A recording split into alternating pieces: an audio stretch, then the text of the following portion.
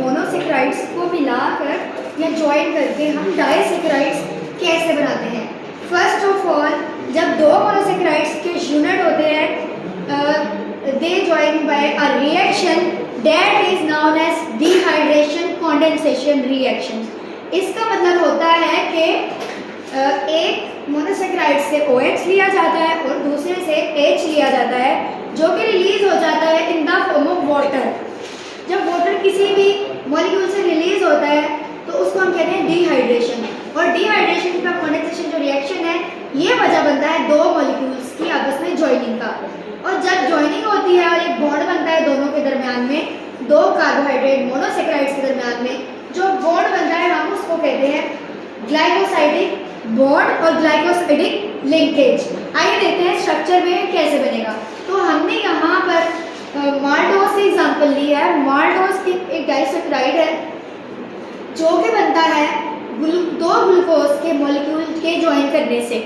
हम देखते हैं कि माल्टोज के मॉलिक्यूल कैसे बना। तो यहाँ पर मैंने ज्वाइन बनाए हैं दो ग्लूकोज के मॉलिक्यूल। यू कैन सी कि अगर आप एक ग्लूकोज को देखें तो C1, C2, C3, C4, C5 and C6, then oxygen. तो ये है एक रिंग स्ट्रक्चर ग्लूकोज का। देन अगेन मैंने एक और ग्लूकोज का स्ट्रक्चर बनाया है, वो भी उसी तरीके से उसी पैटर्न पे बनेगा। C1, C2, C3, C4, C5 oxygen and C6 का मॉलिक्यूल। देन अगेन इसको हम कहेंगे ग्लूकोज का सेकेंड मॉलिक्यूल। आप देख सकते हैं कि इनकी ओरिएंटेशन या इनकी पोजीशन इस तरह से है कि C1 पहले मॉलिक्यूल का C4 के बिल्कुल सामने आ रहा है। सेकंड चीज जो इम्पोर्टेंट है, हम देखेंगे कि इनके OH के दोनों मॉलिक्यूल्स को हमें फोकस करना है, क्योंकि बॉन्डिंग जो बननी है ना, इनमें से एक ऑक्सीजन को लेकर बनेगी। इन OH से ही हमने H रिमूव करना है। हमने जो एक्स्ट्रा H होता है, अकेला वाला H, उसको रिमूव नहीं करना। हमने करना क्या है कि एक OH में से H लें और एक OH में से OH लें, तो H और OH मिलाकर एक वाटर का मॉलिक्यूल रिलीज कर दें, यानी कि इसमें से एग्जीक्यूट कर दें, निकाल दें। This reaction is known as dehydration reaction.